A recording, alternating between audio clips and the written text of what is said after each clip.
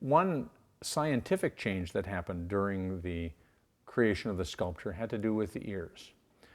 Now, because the ear is a soft structure, it does not get preserved in the fossil record, and so we have to look at living animals to kind of see what might be as far as where an ear goes. And we look to things like crocodiles and birds primarily for how the ear structures would be.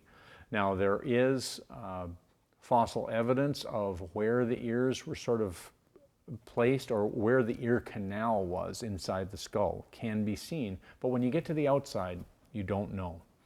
And when you're doing dinosaurs, generally people depict just a hole in the side of their head, and there's a lot of birds that are that way. If you look at an ostrich, just look at the side of his head, there's a hole, and that's the ear hole.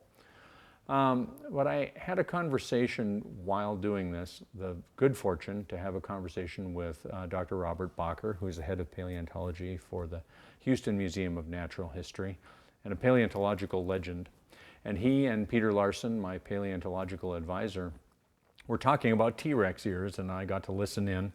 And Dr. Bacher had been looking at owls.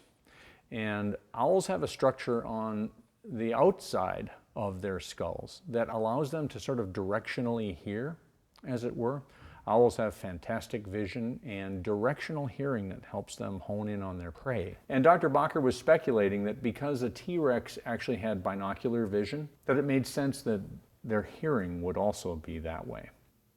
As it turns out, there's a structure on the exterior of the jawbone of a T-Rex that is a place that an exterior tube for the ears could lay.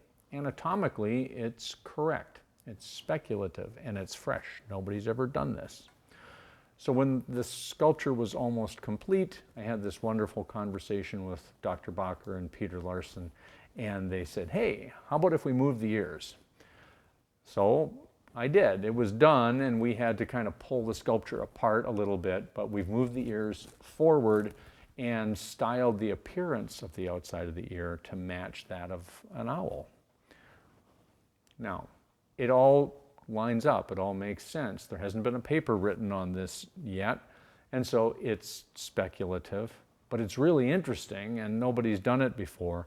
And I guarantee when the sculpture comes out, some people are going to probably point and laugh, and some people are going to sneer, and some people hopefully are going to look at it and say, I wonder about that. And that's where scientific discovery starts, I think, people just wondering about things. So I'm kind of excited to see what the response will be to this. To a non-dinosaur person, these seem very trivial details, but to paleontologists and enthusiasts, and to science in general, sometimes controversy is good, and it gets people thinking about things in a different way. Minnesota Original is made possible by the State Arts and Cultural Heritage Fund and the citizens of Minnesota.